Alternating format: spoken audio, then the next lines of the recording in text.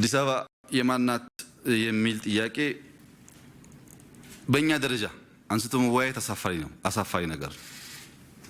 አዲስ አበባ የማናት የማን አይደለችም ብሎ የሚከራከሩ ሰዎች ምንድነው ከጭንቅላታቸው ጀርባ አስቀምጦ ስለዚህ ጉዳይ የሚነጋገሩት የሚለውን በራሱ አውድ ማየት ያስፈልጋል። ምን ታስቦ ነው የማናት የሚባለው? ለምሳሌ እኔ አዲስ አበባ የኔ ናት ስል ያንተ አይደለችም እያልኩ ሆነ ስቻለሁ። የኔ ናት ማለት ግን ጥፋት አይደለም። የኔ ሆና ያንተ እንዳልሆነች ለመናገር የሚደረግ ሙከራ ከሆነ ግን ስህተት ነው። አዲስ አበባ የሁላችንም ናት። አዲስ አበባ በሚመለከት ታሪካዊ ዳራውን መመልከት በጣም ጠቃሚ ይሆናል። የፌዴራል ስርዓት ሲቋቋም አዲስ አበባ በኦሮሚያ ክልል እምብርት ውስጥ ስለምትገኝ በኦሮሚያው ጫፍ አዲስ አበባ የኦሮሚያ አካል መሆን አለባት የሚል ጠንካራ ጥያቄ አለ። በሌላ መንገድ በነበረው ውይይት አዲስ አበባ የፌዴራል መቀመጫ መሆን አለባት፣ በቻርተር የምትተዳደር ከተማ መሆን አለባት። ነገር ግን ከአጎራባች በአጠራት ክልል ውስጥ ባላት ዘርፈ ብዙ ግንኙነት የተነሳ ልዩ ጥቅም ማክበር አለባት የሚል ህገ መንግስቱ አስቀምጧል። ይህም በሚመለከት የኢትዮጵያን ፖለቲካ አሁን ያለውን ሁኔታ በትክክለኛ አቅጣጫ እንዳይሄድ ባልባሌ ጉዳይ ጊዜ እንድናባክን የምንፈልግ ሰዎች ናቸው አጀንዳውን ኢንተርቴን የሚያደርጉት። ለአዲስ አበባዎች ይሄ አጀንዳ ሊሆን አይችልም።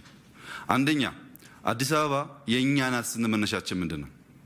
የዛሬ 20 ዓመት አሁን ያለው የአዲስ አበባ ህዝብ ቁጥር ግማሽ የለም አዲስ አበባ ውስጥ። ወይም ባለፉት 20 ዓመታት ይሄን የሚያክል ሰው አዲስ አበባ አልተወለደም። አዲስ አበባ የመጣባትን ኢትዮጵያዊ በሙሉ ከፍቶትም ተደስቶ የመጣባትን እጇን ዘግታ ትቀበል ነበር። ኢትዮጵያዊ ብቻ አይደለም። በሞቃዲሾ ግጭት ሲፈጠር ሶማሌዎች ሲፈናቀሉ አዲስ አበባ መቀበል ብቻ ሳይሆን ቦሌ ሚካኤል ያስቀምጣለች። ቦሌ ሚካኤል የሚባለው ሰፈር ከሞቃዲሾ የመጡ ስደተኞች ይኖሩበታል። ኤርትራና ኢትዮጵያ ሲጋጩ ከኤርትራ የመጡ ሰዎች እዚህ አይታ አደባባይ አካባቢ የነበሩ አብዛኛው ኮልፌ አካባቢ ይኖራሉ። በሌላ በስራ በልመና በተለያየ መንገድ ሰዎች ከተለያየ ቦታ እየመጡ ይገባሉ አዲስ አበባ ውስጥ። ይሄን ሁሉ አቅፋ የምትኖር ከተማ ናት። ለዚህ ከተማ የሚያስፈልገው የሁሉ አቃፊ ተሸካሚ ስለሆነች በሚያስደንቅ ሁኔታ በኩራዝ የሚኖሩ ዜጎች ያሉባት ከተማም ጭምር ስለሆነች እቺን ከተማ እንዴት እንቀይራት ነው የኛ አጀንዳ መሆን ያለበት። ስለዚህ አዲስ አበባ የኬሌ ሳይሆን የሁሉም ኢትዮጵያዊ ልክ እንደማንኛውም ከተማ ተደርጎ መታሰብ በጣም መልካም ይሆናል። ከኦሮሚያ አንፃር በህገ መንግስቱ ያለው መብት ይከበር የሚባልበት ምክንያት ምንድነው የሚለውን ደግሞ በጣም ዋይዝ ሆኖ ማየት አስፈላጊ ነው። የአዲስ አበባ ከተማ ካፒታል ሲቲ ብቻ አይደለችም። የፌዴራል መቀመጫ ብቻ ሳትሆን ኢንዱስትሪያል ሲቲ ናት። በውስጧ ኢትዮጵያ ውስጥ በርካታ ፋብሪካ ከያዙ ከተሞች ትልቋ አዲስ አበባ ናት። በዚያ ምክንያት ከሷ የሚወጡ ከፋብሪካዎች የሚወጡ ቆሻሻዎች በቀጥታ የክልሉን የኦሮሚያን አጎራባች ክልል ፊንፊኔን ልዩ ዞን ጥቃት ያስከትላል። አንድ የዛሬ 10 እና 15 ዓመት አዲስ አበባን ስናቃት አሁን ያሉ ፎቆች አሁን ያሉ መሰረተ ልማቶች አልነበሩ። አብዛኛው ለአዲስ አበባ መሰረተ ልማት የሚመጣው ግብአት አሸዋም ሁሉም ሴሌክትድ ማቴሪያል ከኦሮሚያ አካባቢ ይመጣል። ከዚህ ወደ አዳማ ስትነዱ ግማሽ ተራራ ማግኘት ትችላላችሁ። የተፈጥሮ ሀብትን ታሳቢ ሳያደርግም ጭምር ተራራን አፍርሶ አፈር ይዛቅ ነበር ከዛ አካባቢ። ያ ብቻ አይደለም። በብዙ መንደሮች ባለሀብቶች የራሳቸውን ህንፃ ለመስራት ቆፍረው አሸዋም መሬትም ሲያወጡ በዚያ አቅራቢያ ላሉ አርሶ አደሮች ጤንነት እምብዛም አይጨነቁም። ሄዳችሁ ማረጋገጥ ትችላላችሁ። ብዙ ሰዎች በዚያ ምክንያት የአይን በሽታ ተይዘዋል። አንዱን ስናለማ ሌላኛውን እየጎዳን መሆን የለበትም። ውሃ በሚመለከት ከሁሉም ኦሮሚያ አካባቢዎች ከቡራዩ አካባቢ ከሱሉልታ አካባቢ ከለገዳዲ አካባቢ ውሃ ይመጣል። በእነዚህ አቅራቢያ ያሉ አርሶ አደሮች ቀበሌዎች ግን ያን ውሃ አይጠቀሙም። ይሄ ጉዳይ አዲስ አበባን መጥቀም ኦሮሚያን መጉዳት፣ ኦሮሚያን መጥቀም አዲስ አበባን መጉዳት እንዳይሆን ሆኖ እንዴት ሊሰራ ይገባዋል የሚለውን ጉዳይ ሁለቱ አስተዳደሮች በሰከነ መንገድ መምከር አለባቸው። አዲስ አበባም ሳይሳቀቅ ልማቱን ማቀጠል አለበት። እዛ አቅራቢያም ተጎዳን የሚሉ አርሶ አደሮች ተጠቃሚ መሆን አለባቸው። ይህም በሚመለከት አዲስ አበባ እና ኦሮሚያ ሲባል በአዲስ አበባ ውስጥ የኦሮሞ ልዩ መብት ማለት አድርጎ የሚያስቡ ሰዎች አሉ። አንድ ኦሮሞ አዲስ አበባ ሲኖር አንድ ጉራጌ አዲስ አበባ ከሚኖረው የተሻለ መብት ያለው አድርጎ የሚያስቡ ሰዎች አሉ። ይሄ ስህተት ነው።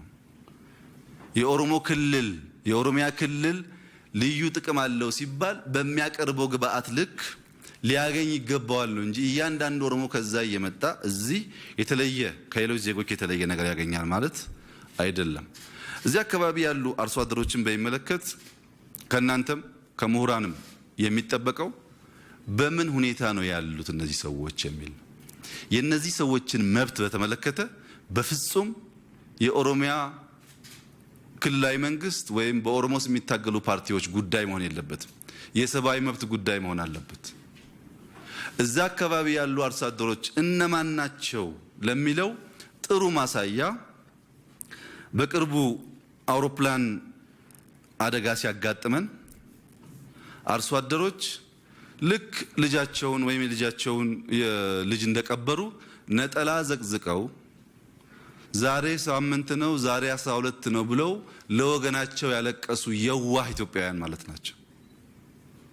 ይሄን አርሶ አደሩ ይሄን አርሶ አደር ባልተገባ መንገድ መብቱ እንዳይጎዳ መከላከል ከኦሮሞዎች ብቻ የሚጠበቅ አይደለም። የትኛውም ኢትዮጵያዊ ሄዶ አጥንቶ ያልተገባ ነገር ከተደረገ እኩል መቆም ይኖርበታል። እንደዚያ ከሆነ ነው ምንፈልጋት ኢትዮጵያ መንገነባው። አሁን ከዚህ አካባቢ 170 ሺህ ሃውስሆልድ ኖት ግለሰቦች አይደሉም ቤተሰብ ተፈናቅለዋል። ማጥናት የነሱ ሁኔታ መመለስ ማስተካከል ከሁላችን ይጠበቃል። ይህ እንደተጠበቀ ሆኖ በኦሮሚያ አካባቢ ወይም በፍንፍኔ ልዩ ዞን ዙሪያ ያሉ ወጣቶች እና የኦሮሞ ሕዝብ እንዲገነዘብ ደግሞ የምፈልገው አዲስ አበባ የሚኖሩ ወንድሞችና እህቶቻቸው በተዛባ መረጃ ሌሎች ወንድሞቻችን አደጋ ሊያደርሱብን ይችላሉ የሚል ስጋት እየተፈጠረባቸው ነው። ይሄ ትክክል አይደለም። አንዳችን ለአንዳችን ጋሻ እንጂ ስጋት መሆን የለብንም። ችግሮች ካሉ መነጋገር፣ ህጋዊ በሆነ መንገድ መፍታት፣ ወደፊት በሚወስደን ጉዳይ ላይ ማተኮር ይገባናል። ከዚያ በመለስ አዲስ አበባ ብቻ ሳይሆን ኢትዮጵያዊ መቀሌም በቀደም እንዳልኩት አጋሮም ጎሬም እያንዳንዱ ከተማ የጋራ ሀብታችን መሆኑን ማሰብ አስፈላጊ ነው። የፌደራል መንግስት በህግ ያልተከለከለ ሉዓላዊ ስልጣን በእያንዳንዱ ክልልና ከተማ ውስጥ አለ። ወሰን ያልን ያለነው እንዴት እንደምንተዳደር የሚያሳይ እንጂ ኢትዮጵያ የምትባል ድንበር የሚያሳይ አይደለም። ይሄን በደንብ ማወቅና አጀንዳውን በልኩ ማየት የሚያስፈልግ ይመስለኛል። በጣም የተጋነነ እንደሆነ ትንሽ ወደማንፈልገው ነገር እንዳይወስደንና እንዳያካረረን በልኩ ማየት የኛ የናንተ ሳይሆን የጋራ ጉዳይ አድርጎ ማየት፣ በሰከነ መልክ መወያየት እና ዘላቂ ሰላም የሚያረጋግጠውን አቅጣጫ መከተል ያስፈልጋል። ከዛ ውጭ ያለው ማንኛውም አቅጣጫና አካሄድ ጉዳት እንጂ ጥቅም የለውም። በተለይ አሁን ኢትዮጵያ ያለችበት ሁኔታ እንደዚህ አይነት የንትርክ አጀንዳ አስፈላጊ አይደለም። ብዙ ዜጎች በደህንነትና በችግር ያሉባት ሀገር በተባበረ ክንድ እነዛን ሰዎች የምናወጣበት መንገድ እንጂ ከዚያ በመለስ ለረጅም ጊዜ በነበረ የተቃርኖ ትርክት ውስጥ ማስቀጠል መባላት አስፈላጊ አይደለም። አስተሳሰባችን መቀየር ያስፈልጋል፣ መቀራረብ ያስፈልጋል፣ መወያየት ያስፈልጋል። አንዱ ችግር ጽንፈኛ አመለካከት ያላቸው ግለሰቦች ተቀራርበው አይነጋገሩም። ለነሱም መድረክ መፍጠር የሚዲያ ስራ ነው። አዲስ አበባን በሚመለከት የተራራቀ ሀሳብ ያላቸው፣ ኢትዮጵያን በሚመለከት የተራራቀ ሀሳብ ያላቸውን ሰዎች ጎን ለጎን አስቀምጦ ምን እያልክ ነው ብሎ መጠየቅ የሚዲያ ስራ ይሆናል። በንግግር ውስጥ ሊግባቡ ይችላሉ የሚል ሀሳብ ስላለ እና አዲስ አበባን በሚመለከት አዲስ አበባ ነዋሪዎች፣ በአካባቢ ያሉ የኦሮሚያ ልዩ ዞን ነዋሪዎች እንዲሁም ከመላ ኢትዮጵያ የመጡ ሰዎች እንደ አዳጊ የሁላችን ከተማ አስበን ልማቷን ማፋጠን አለብን። በሰጠችን ልክ ያገኘች ከተማ አይደለችም። እቺ ከተማ ብዙ ሰብስባ ብትይዝም በዚያ ልክ መቀየር አልቻለችም። ስሟ ያምራል፣ በግብር ስትታይ ግን እንደ ስሟ አይደለችም። እንደ ስሟ አበባ ለማድረግ በጋራ መስራት ያስፈልጋል። አጠቃላይ አዲስ አበባን በሚመለከት ያለው ሁኔታ የተነሳው ሁለተኛው ጥያቄ እኔ በብዙ ጉዳዮች ላይ ፖለቲከኞች፣ አክቲቪስቶች ወይም ወጣቶች በፌስቡክ በንግግር በቁጣም መልክ ቢሆን ሲናገሩ መታገስ ይሻላል ብዬ የማምን ሰው ነኝ።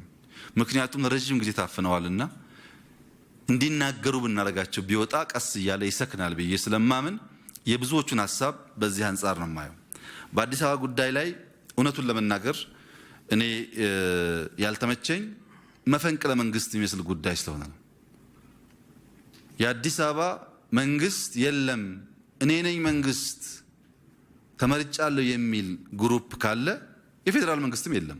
ቢኮዝ የፌዴራል መንግስት ያቋቋመውን ቲም ያልተቀበለ እንደሆነ የፌዴራል መንግስትም የለም ማለት ነው። ይሄ ትክክል አይደለም። በተደጋጋሚ ተናግረናል።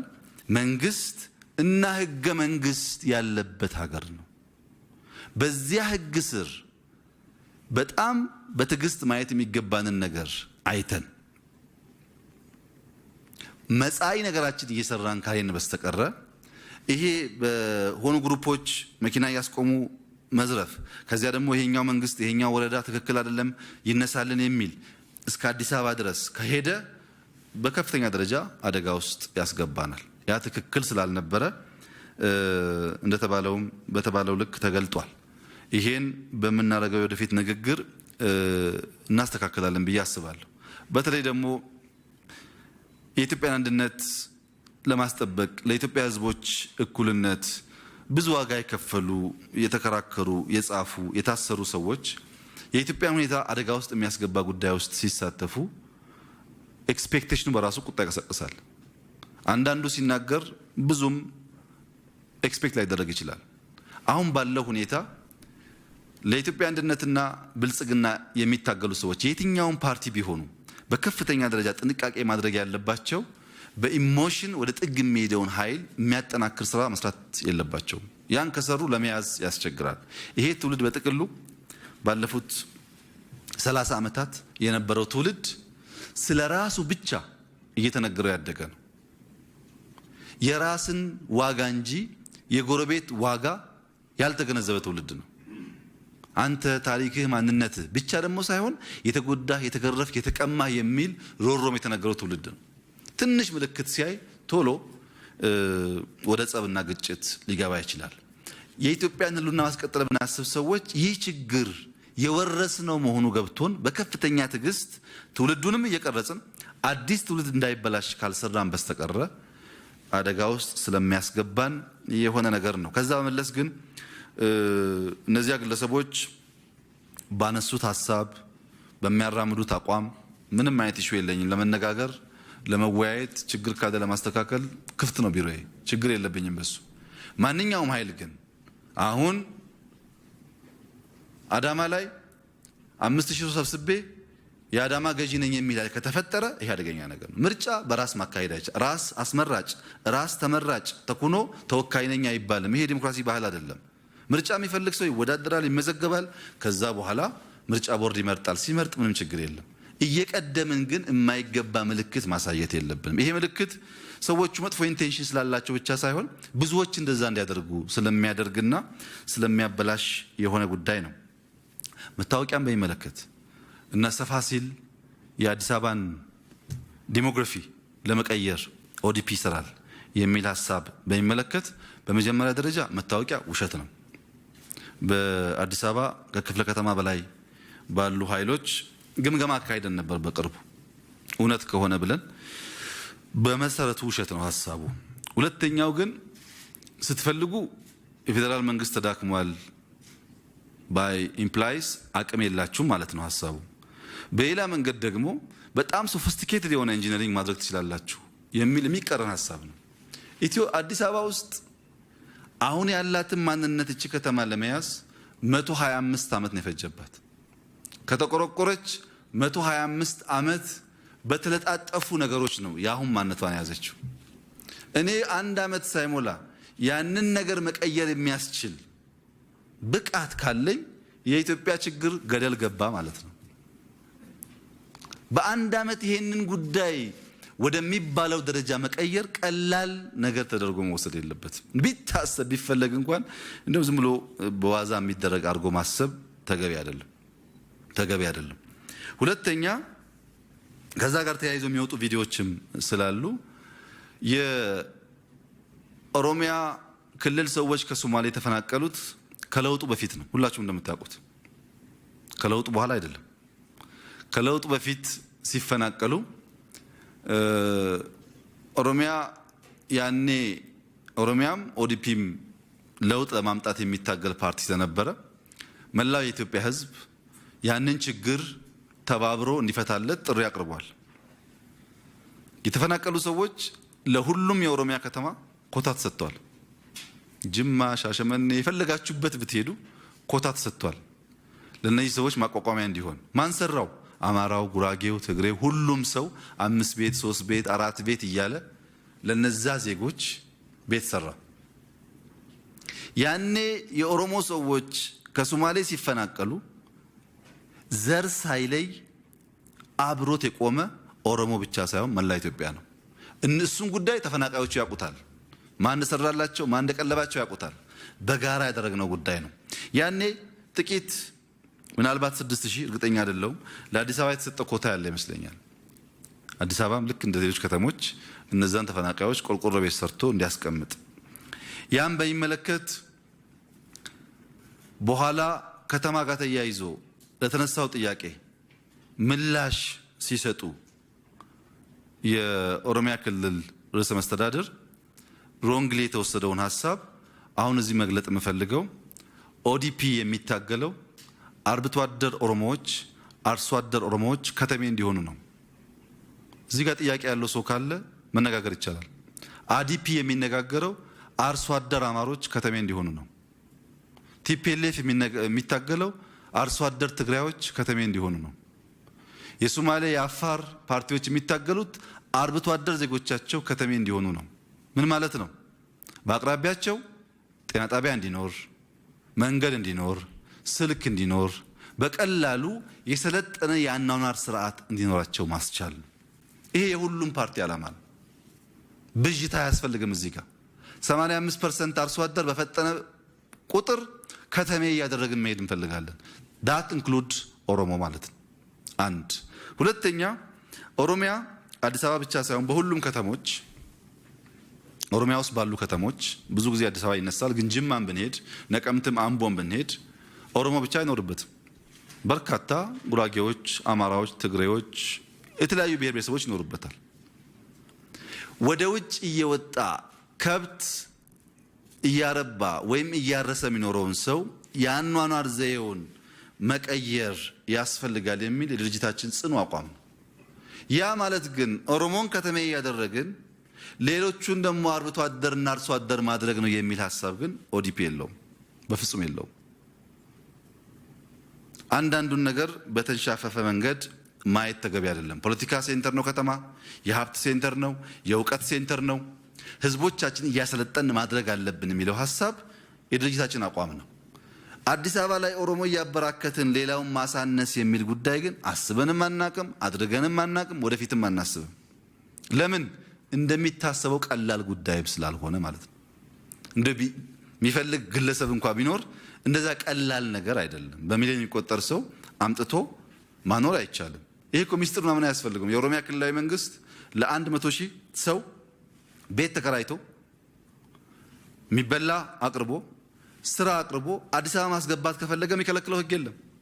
አዲስ አበባ ለመሆን 2 ዓመት መኖር ነው የሚያስፈልገው። 2 ዓመት ኖሮ መታወቂያ ያለው ሰው አዲስ አበባ ዜጋ ነው። ልክ አሜሪካ 5 ዓመት የኖረ ሰው በተለያየ ኬዝ ሲቲዝን እንደሚሆነው አሜሪካ ውስጥ ከዚያም ለምርጫ እንደሚሮጠው ማለት ነው።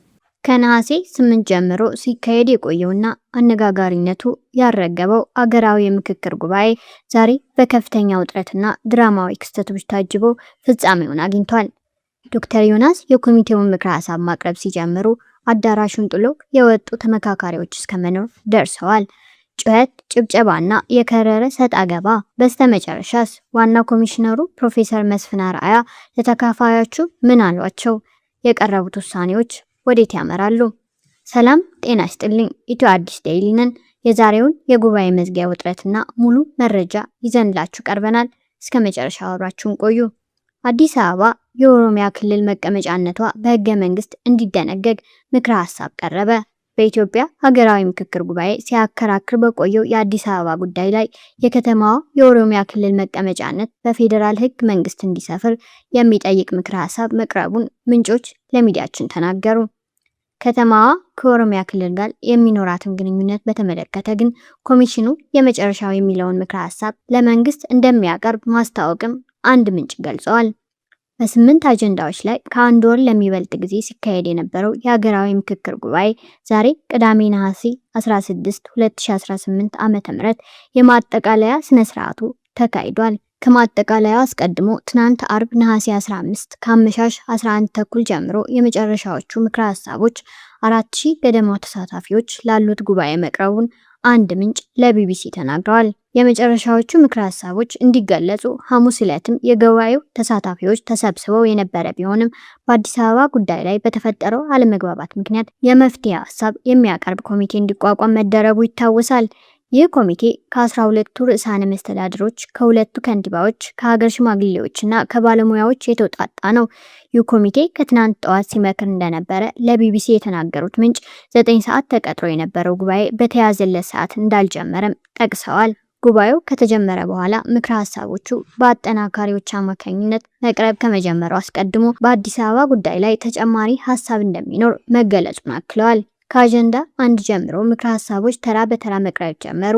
አብዛኛው ምክረ ሀሳብ ከዚህ ቀደም 500 አባላት ባሉት ቡድን ላይ የቀረቡት ናቸው። ራሱ ነው የተደገመው። አንዳንድ አጀንዳዎች ላይ ግን ምክረ ሀሳብ እንደቀረበባቸው አስተውያለሁ ሲሉ ምንጩ ተናግረዋል።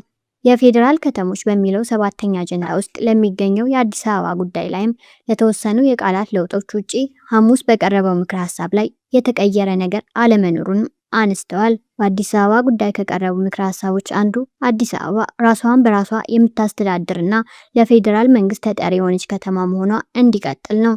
አዲስ አበባ ከኦሮሚያ ክልል ጋር የሚኖራትን ግንኙነት በተመለከተ ደግሞ በሕገ መንግስቱ ላይ የተደነገገው ልዩ ጥቅም እንዲሻር ምክረ ሀሳብ ቀርቧል።